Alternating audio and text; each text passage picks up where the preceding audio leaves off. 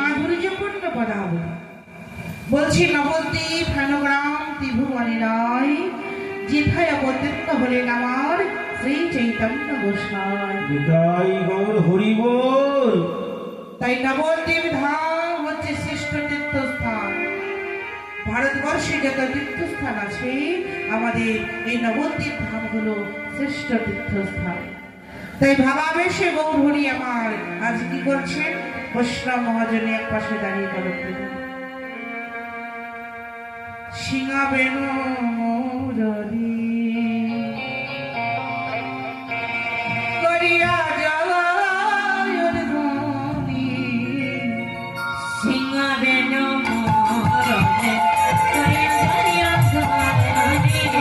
সিঙাবেন মুরলী করিয়া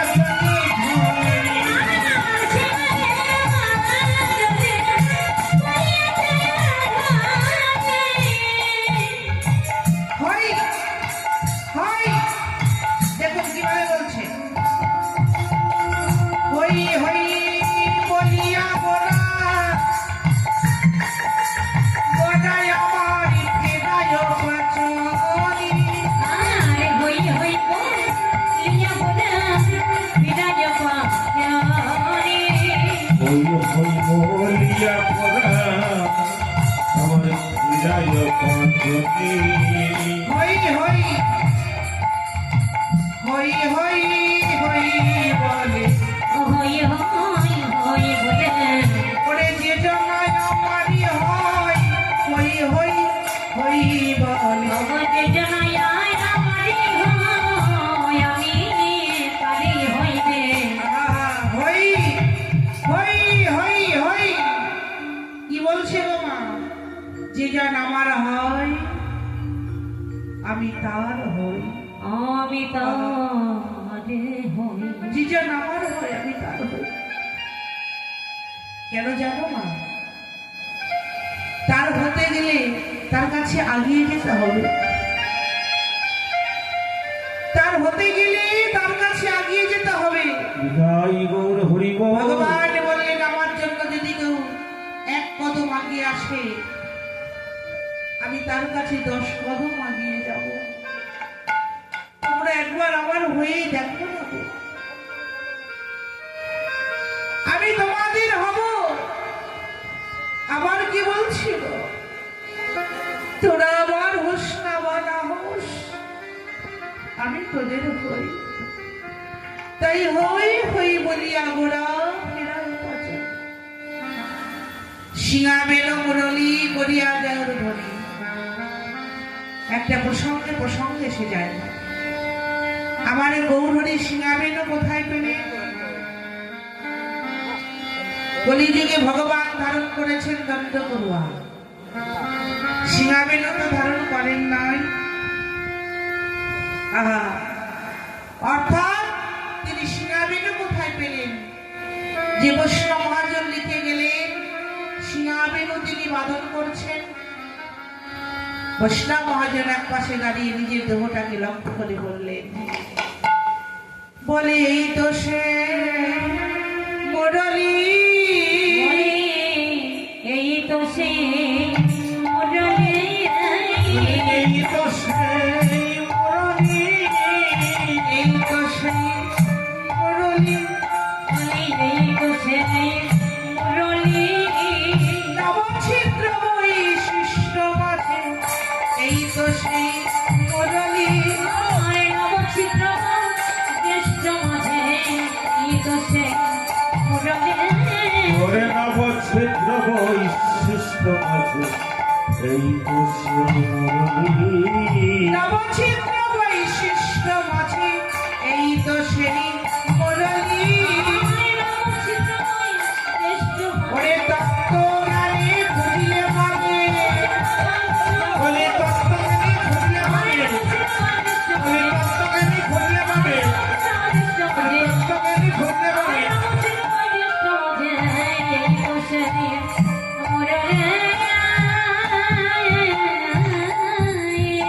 ও মাইরা, কি মাধুর্যপূর্ণ কথা বলি, তাই না?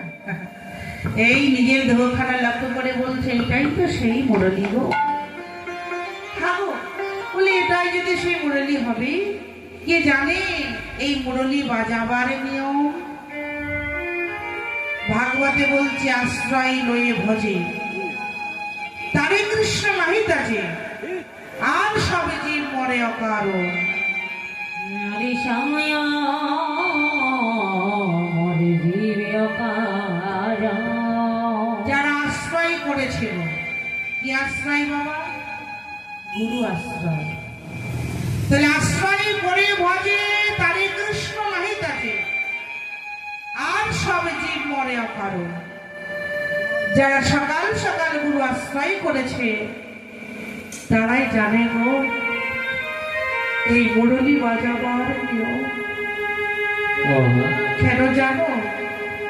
যা আছে বিশ্ব ব্রহ্মাণ্ডে তা আছে তোমার এই দেহভাণ্ডে। নিতাই গৌর হরি বল, হরি বল, হরি বল। বলছে মনের কৃষি কাজ জানো না? মানব জমিন রইল পতিত, হেথায় আবাদ করলে ফলত সোনা।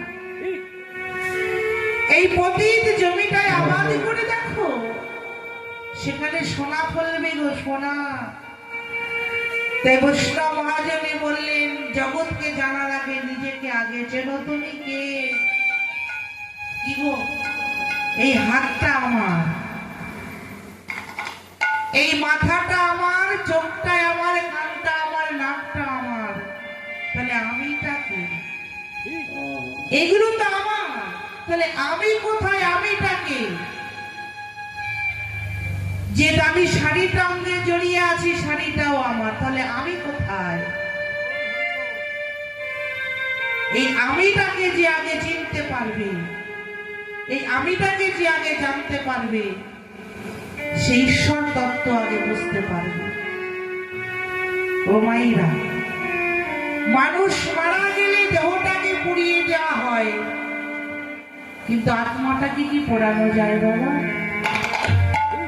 আত্মাটাকে পোড়ানো যায় না। তাহলে সেই আত্মাটা কোথায় থাকে? কর্ম অনুসারে সেই আত্মাটার একটা খাঁচায় প্রবেশ করে। তাহলে যে যেমন কর্ম করবে সে তেমন খাঁচা লাভ করবে বাবা। একটা কথা বলি যায়, যারা সাধক তারা কিন্তু দেহটার সাধনা করে না। আমাদের মতন সাধারণ মানুষ যারা, তারা কি করি? দোকানে গিয়ে দামি ফেস ওয়াশটাকে বলি, এই ফেস ওয়াশটা আমাকে দাও।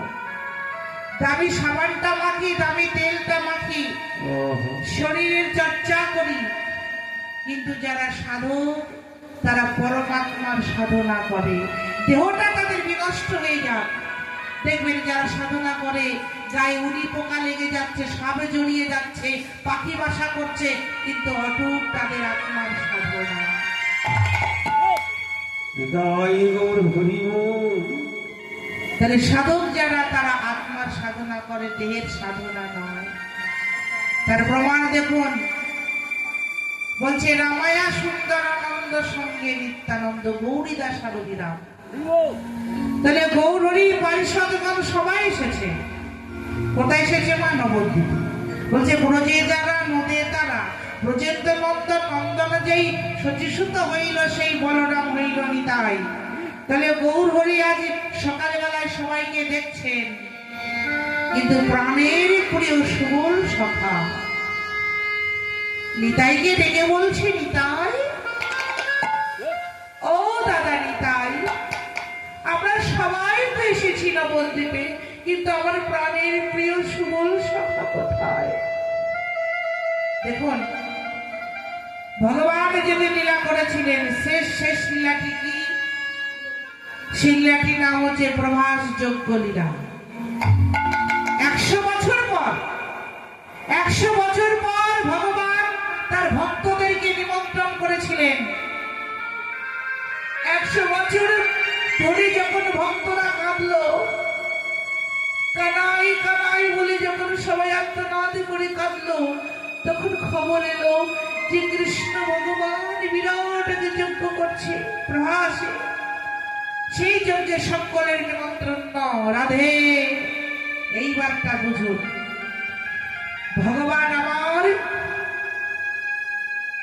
আলিঙ্গন করলেন প্রেমময়ী রাধা রানীকে 100 বছর পরে। আলিঙ্গন করছে, তেমন করে আলিঙ্গন করছে, ওই দুই দেহ মিলেমিশে একাকার হয়ে যাচ্ছে। রাধা প্রবেশ করলেন কৃষ্ণের অঙ্গে, কৃষ্ণ প্রবেশ করলেন রাধা রানীর অঙ্গে। সখীরা বলছে, রাধে, ও রাধে, বলি তুই মিলেমিশে একাকার হয়ে যাস না, বহু তো সেবা হইতে বঞ্চিত হয়ে যাবি। কিন্তু কে শোনে কার কথা? রাধা রানী নিজেকে আর ধরে রাখতে পারছে না, দুই অঙ্গ মিলেমিশে একাকার হয়ে গেল। নিতাই গৌর হরি বল হরি বল। দুই অঙ্গ মিলেমিশে একটা নতুন মূর্তি তৈরি হয়ে গেল। ওই দাপরের শেষে কি মূর্তি হলো? একটা প্রেমের মূর্তি। সেই প্রেমের মূর্তির নাম হলো আমাদের নবদ্বীপের গৌরাঙ্গ মহাপ্রভু। আর এই রাধারানীর বোন ছিল একটি, বোনটির নাম হলো অনঙ্গ মঞ্জরী।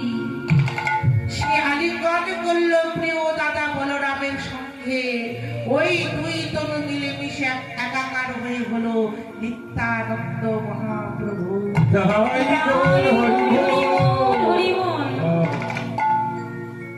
সেই দিন কোনো কারণবশত ওই প্রমাণ যজ্ঞে শ্রীরাম সখা আসতে পারে নাই। তাই সারা বৃন্দাবন খুঁজে বেড়াচ্ছে, ডাকছে কানাই, ভাই কানাই, ভাই কানাই রে।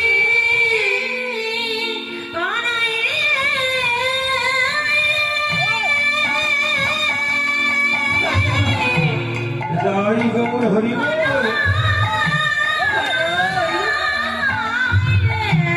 তুই কোথায় গেলি ভাই?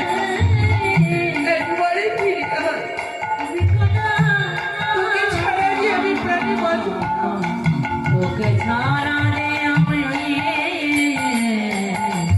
প্রাণে বাঁচিব না।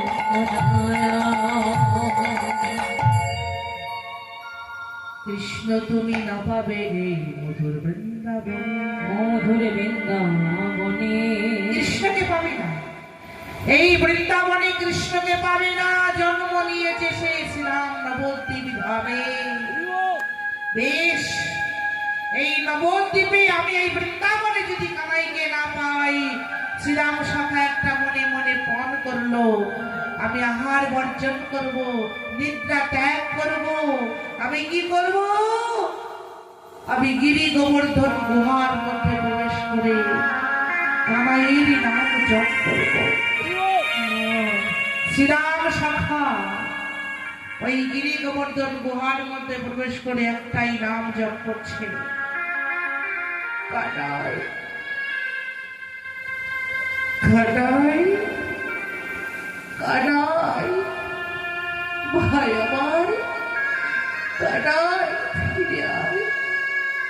আমা, বলছে ভাবিলে হয় ভাব সিদ্ধি, মনে যাহা মানে সেই বস্তু প্রাপ্তি হয় তার মনের কর্ষণে। আপনি মনে মনে যা সাধনা করবেন, একদিন, 2 দিন, 3 দিন, 4 দিন, 5 দিন করতে করতে দেখবেন মনের কর্ষণে সেই বস্তুটা আপনার প্রাপ্তি হয়ে গেছে। নিতাই গৌর হরি বল হরি বল।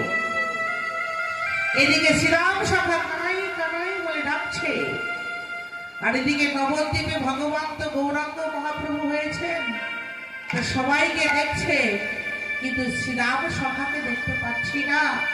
ও নিতাই ভাই আমার, আমরা সবাই আছি, কিন্তু আমার সেই শ্রীরাম সখা কোথায় গেল?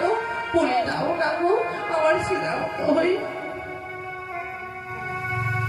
নিত্যানন্দ বলছে, প্রভু গো, তোমার শ্রীরাম সখা তো বৃন্দাবনেই রয়ে গেছে গো। সেই প্রভাস যজ্ঞে সবাই এসেছিল, কিন্তু তোমার শ্রীরাম সখা সেদিন আসতে পারেনি।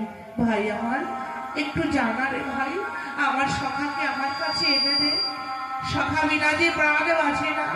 বেশ, নিত্যানন্দ মহাপ্রভু এই বৃন্দাবন পায়ে হেঁটেই যাচ্ছে। নবদ্বীপ থেকে বৃন্দাবনে পায়ে হেঁটে যাচ্ছে, হরি হরি বল। হরি নাম গাইতে গাইতে যাচ্ছে সেই বৃন্দাবনে, তাই বল মুখে হরি বল হরি বল হরি বল বলি, মুখে হরি বল হরি বল হরি বল বলে, মুখে হরি বল হরি বল হরি বল বলে, নিতাই নেচে যাই, নিতাই নেচে যায় আমার গৌরী নেচে যায়। বলুন তো, হরি হরি বল। হরি বল হরি বল বলে, নিতাই নেচে যায়, নিতাই নেচে যায়, আমাদের গৌরী নেচে যায়। আমারই কুল ভাঙিয়া দিবাসিয়া, কোন ভাঙিয়া দিবাসিয়া, আমার কুল ভাঙিয়া দেওয়াসিয়া, ভাঙিয়া দিবাসিয়া, কুল ভাঙিয়া দিবাসিয়া, কোন ভাঙিয়া দিবাসিয়া, লাগল ঘোড়ার গাড়ি, নিতাই নেচে যায় আমাদের গৌরী নেচে যায়। আমার নিতাই নেচে যায়, আমাদের গৌরী নেচে যায়। আর নিতাই নেচে যায় আমাদের গৌরী নেচে যায়। আর নিতাই নেচে যায়, আমাদের গৌরী নেচে যায়। নিত্যানন্দ চলেছে গো বৃন্দাবনে। তার বৃন্দাবনে প্রবেশ করেই আগে যমুনা আমাকে প্রশ্ন করছে, যমুনা, ও যমুনা, আমি তো নবদ্বীপ থেকে এলাম গো, তুমি কি আমাদের সেই শ্রীরাম সখাকে দেখেছ? যমুনা বললেন, কই না তো, আমি তো শ্রীরাম সখাকে দেখতে পাইনি। সারা বৃন্দাবনে খুঁজে বেড়ালেন, কিন্তু কোথাও সেই শ্রীরাম সখাকে দেখতে পেল না। ও বৃন্দাবনে হেঁটে হেঁটে পা দুটো বড় ব্যথা হয়ে গেল গো। ওই গিরি গোবর্ধন গুহার কাছে বসে একটু জিরিয়ে নেওয়া যাক, এই বলে নিত্যানন্দ ঠাকুর যেই না গিরি গোবর্ধন পর্বতের পাশে বসে একটু বিশ্রাম নিচ্ছেন, ঠিক তখনই ওই গিরি গোবর্ধন গুহার থেকে অস্পষ্ট ভাবে একটা শব্দ কানে এলো, কানাই কানাই কানাই। কে গো, কে গো তুমি? এই অস্পষ্ট ভাবে কানাই কানাই নাম জপ করছো কে? কানাই, কে গো তুমি? বলো না গো কে? আমি শ্রীরাম সখা গো। জানো তো, আমার প্রাণের বন্ধু কৃষ্ণ ভগবান আমায় ছেড়ে চলে গেছি, বলে দাও না কোথায় গেলে পাবো তাকে। বলে দাও না, বলে দাও না, কোথায় গেলে তারে পায়াবো। কোথায় গেলে বলো পাবো, বলে দাও, বলে দাও না গো। আহা, আমি নিতাই গো, আমি নিতাই, তোমার সেই বলাই দাদা গো। আমি এসেছি তোমাকে নিতে, তুমি বাইরে বেরিয়ে এসো। দেখুন, ওই গিরি গোবর্ধন গুহার থেকে যে বাইরে বেশি বেরিয়ে এসেছে না, থমকে দাঁড়িয়ে গেছে। কে তুমি? আমি তোমার সেই বলাই দাদা গো। বিষয়টা কি জানেন? নিত্যানন্দ বলাই দাদা হয়েছে, চিনতে পারছে না কেন? কলিযুগের মানুষ তো আয়তনে ছোট, আর দাপরের মানুষ তো অনেক লম্বা ছিল, তা কি করে চিনবে? আমি তোমার সেই বলাই দাদা না, তুমি মিথ্যা কথা বলছো। না গো, আমি তোমার সেই বলাই দাদা, তুমি একটু ভালো করে আমায় দেখো, দেখি। ঠিক বলেছ, এই সেই চোখ, এই সেই মুখ, তুমি আমার বলাই দাদা। দাদা বলো না গো আমার ভাই কানাই কোথায়, আমার কানাই কোথায় তুমি বলতে পারবে? দেখুন মায়েরা, কোন কৃষ্ণ ভক্ত যদি ভগবানকে ভালোবাসে, কোন ভক্ত যদি সত্যি করে ভগবানকে ভালোবাসতে পারে, এই জাগতিক জগতের টাকা পয়সা গাড়ি বাড়ি তার কাছে তুচ্ছ। কেন জানো? একজন মানুষ অনুশোচনা করে, অনেক টাকা পয়সা খরচা করে আমার ছেলেটাকে লেখাপড়া শিখিয়েছি, কিন্তু একটা চাকরি বাকরি হলো না, কত কষ্ট, কত আফসোস। কিন্তু ভাগবতে বলছে জীবের অনুশোচনা হওয়া প্রয়োজন তখনই যখন সে বুঝতে পারবে আমার দ্বারাই গোবিন্দ ভজন হলো না, আমার দ্বারাই গোবিন্দ ভজন করা হলো না। হৃদয় গৌর হরি বল।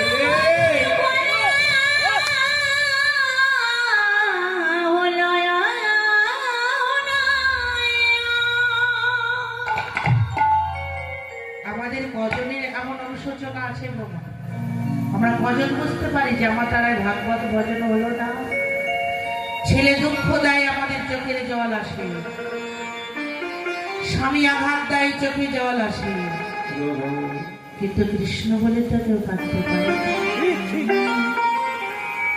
এই মনটাকে প্রশ্ন করো, তুমি কবে কাঁদবে? মনটাকে বলো, তুমি কবে কৃষ্ণ বলে ঘুমড়ে কেঁদে উঠবে? হরে কৃষ্ণ বলে কাঁদিবে কবি আমার পুরাণ। কৃষ্ণ বলে কাঁদিবে কবে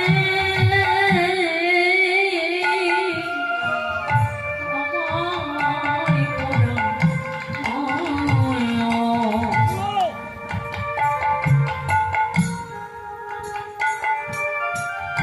হরে কৃষ্ণ বলে কাঁদিবে কবে আমার পরম।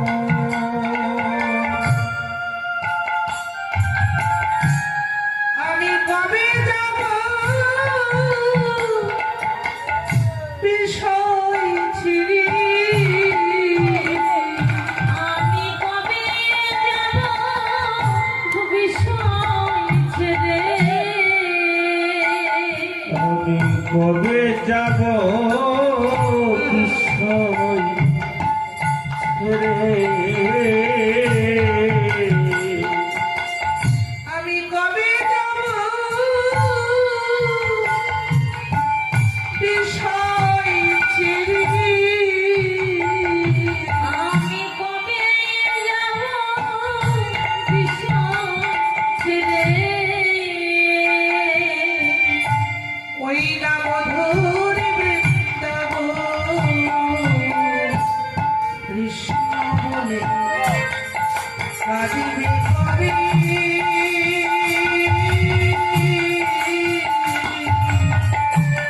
আমার পুরাণ।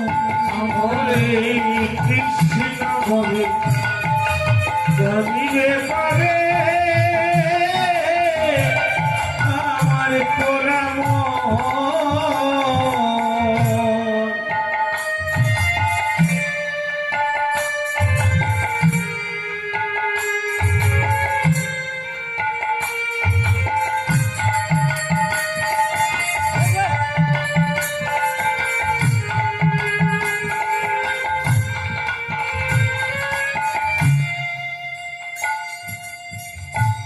কৃষ্ণ নামে নামাবলী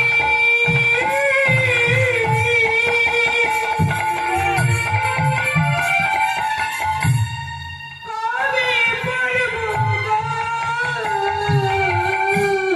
কৃষ্ণ রামে রাম বলে